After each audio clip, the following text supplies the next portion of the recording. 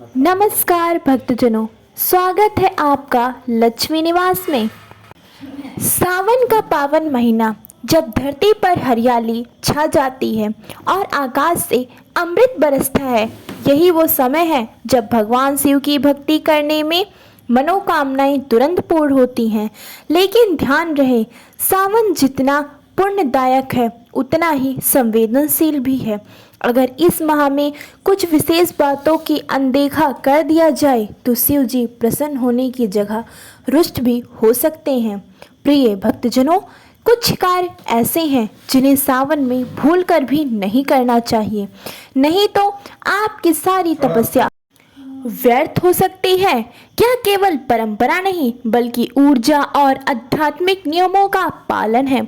आज हम बताएंगे ऐसे ही 7 कार्य जिन्हें सावन में करने से बचना चाहिए।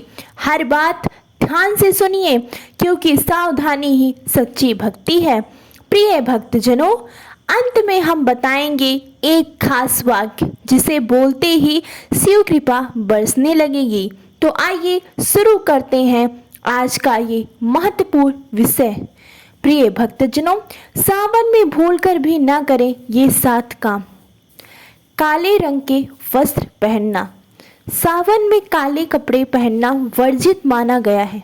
यह रंग शनि और राहु जैसे ग्रहों का प्रतिनिधित्व करता है जो मन और वातावरण को भारी बना देता है। शिव जी को हल्के और शांत रंग अधिक प्रिय हैं, जैसे सफ़ेद, पीला, हरा या भस्म के रंग जैसा रंग। काले वस्त्र नकारात्मक ऊर्जा को आकर्षित करते हैं और कई बार इससे जीवन में अवांछित रुकावटें आ सकती हैं। इसलिए इस पावन मास में अपने वस्त्रों में सात्विक और पवित्रता का ध्यान अवश्य रखें। सावन में रंगों का भी आध्यात्मिक महत्व होता है और शुभ रंग हमें शिव की कृपा की ओर ले जाते हैं। काले कपड़े सिर्फ शरीर को नहीं ढकते बल्कि आपकी ऊर्जा को भी ढक देते हैं। यही कारण है कि साधु संत भी इसे त्यागते हैं। यदि भूल से भी अपने इस महीने काले वस्त्र धारण किए हैं तो शिव आराधना से पूर्ण फल नहीं मिल पाता। यही कारण है कि मंदिरों में भी सावन के दौरान पुजारी हल्के रंग के वस्त्र पहनते हैं। इसलिए कोशिश करें कि सोमवार या रुद्राभिषेक के दिन सफेद वस्त्र ही धारण करें। प्रिय भक्तजनों, मांसाहार और मदिरा का सेवन। सावन का महीना शरीर और आत्मा की शुद्धि का काल होता है। ऐसे में मांसाहार और मदिरा का सेवन पूर्ण रूप से वर्जित है। भक्तजनों, इन पदार्थों में तामसिकता होती है जो आपकी चेतना को नीचे गिरा देती है। महादेव ध्यान और तप के देवता हैं। उनकी भक्ति सात्विकता मांगती है, विकार नहीं। मांस और शराब से आपकी ऊर्जा स्थूल बन जाती है और ध्यान आराधना के मार्ग से आपको दूर कर देती है। शास्त्रों में भी स्पष्ट लिखा गया है कि यदि कोई व्यक्ति इस महीने मांसाहार करता है तो उसका पुण्य नष्ट हो जाता है। सावन में एक छोटा सा गलत कदम भविष्य में बड़ी विघ्न बाधाओं को जन्म दे सकता है। अगर आप भोलेनाथ के सच्चे मित्र हैं, सच्चे मन से पूजा करते हैं, कृपा चाहते हैं तो इन चीज़ों से स्वयं को दूर रखें। शिव स्वयं योगी हैं, वे प्रेम और त्याग के देवता हैं और जब हम उनके पथ पर चलने का प्रयास करते हैं तभी उनकी कृपा स्वतः हमारे जीवन में उतरती है। प्रिय भक्तजनों, तुलसी के पत्ते नहीं तोड़ना। सावन के महीने में तुलसी के पत्ते तोड़ना वर्जित माना गया है, विशेष रूप से रविवार और एकादशी को। यह माँ विष्णु भगवान के शयन का समय होता है और तुलसी उन्हीं की प्रिय पत्नी मानी जाती हैं। इस समय तुलसी माता विश्राम करती हैं और उनका स्पर्श करना भी वर्जित कहा गया है। अगर इस अवधि में तुलसी के पत्ते पूजा के लिए चाहिए हो तो केवल पहले से तोड़े गए पत्तों का प्रयोग करें। भक्तजनों, सावन शिव भक्ति का महीना है, लेकिन साथ ही तुलसी माता का अपमान करने से विष्णु नाराज हो सकते हैं। शिव और विष्णु में कोई भेद नहीं, दोनों एक ही ब्रह्म तत्व के रूप हैं। तुलसी को तोड़ने से पवित्रता का ह्रास होता है और पूजा निष्फल हो सकती है। इसलिए सावन में संयम और श्रद्धा के साथ हर कार्य बिना तोड़े ही तुलसी को प्रणाम करें। दूध या जल व्यर्थ न बहाएं। सावन में शिवलिंग पर जल व दूध चढ़ाना अत्यंत पुण्यदायक माना गया है, लेकिन जब यह कार्य श्रद्धा से नहीं बल्कि दिखावे या लापरवाही से किया जाए तो यह दोष बन जाता है। कई लोग पाइप या नदी जैसे स्थानों पर दूध जल बहाते हैं जो व्यर्थ होता है। ध्यान रहे कि भगवान को भावना चाहिए, बहाव नहीं। शिवलिंग पर दूध चढ़ाने के बाद उसे जरूरतमंदों को देना या गरीबों को पिलाना अधिक पुण्यकारी है। यदि आप दूध चढ़ा रहे हैं तो उसे जमीन पर बहने देने के बजाय एक पात्र में चढ़ाएं और बाद में उसे प्रसाद के रूप में ग्रहण करें। सच्ची भक्ति का मतलब संसाधनों का सम्मान करना भी है। वेदों में कहा गया है, अन्न और जल की अपमान महापाप है। तो सावन में ऐसा कुछ भी ना करें जो अन्न, जल या दूध का अपमान करे। भक्ति में श्रद्धा के साथ विवेक भी जरूरी है। प्रिय भक्तजनों, दूसरों की बुराई और कटु शब्दों से बचें। सावन आत्म शुद्धि का समय है और इसका आरंभ वाणी की शुद्धता से होता है। इस महीने गाली देना, झूठ बोलना, दूसरों की निंदा करना, ये सारे कर्म आपकी आध्यात्मिक उन्नति में बाधा बनते हैं।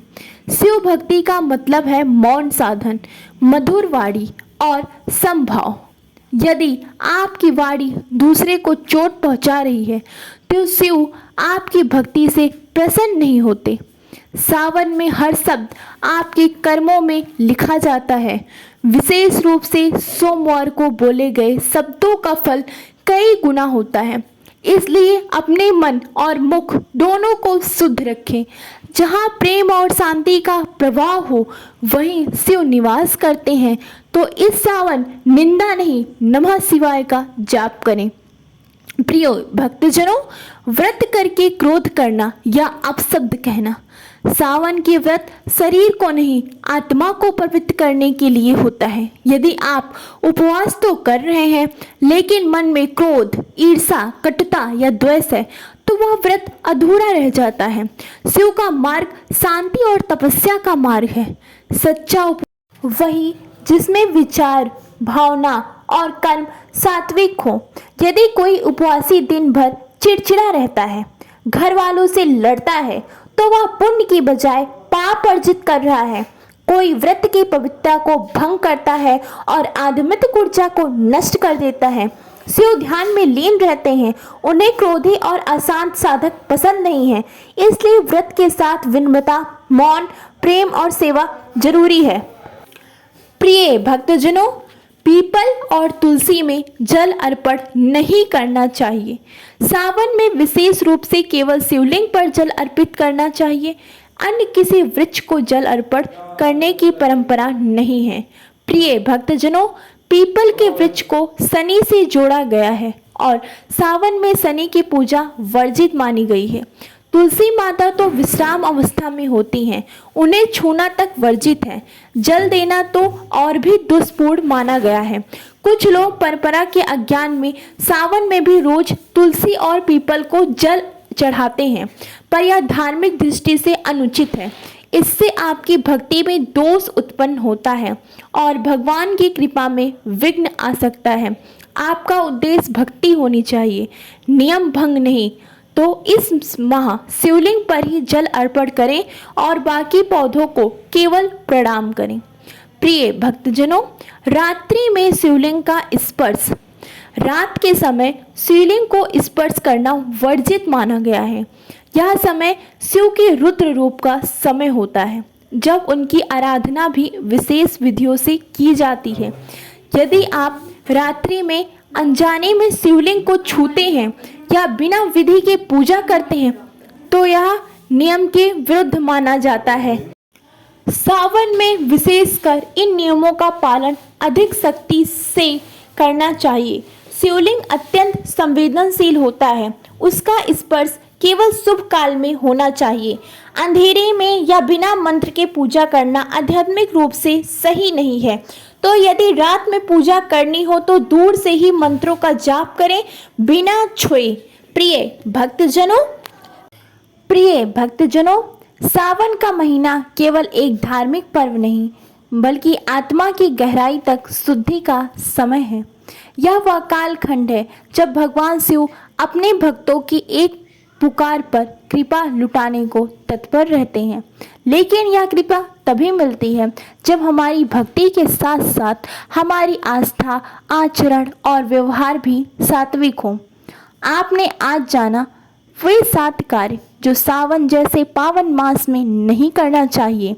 यह नियम केवल धार्मिक अनुशासन नहीं बल्कि ऊर्जा, चेतना और ईश्वर से जुड़ाव के गहरे सूत्र हैं।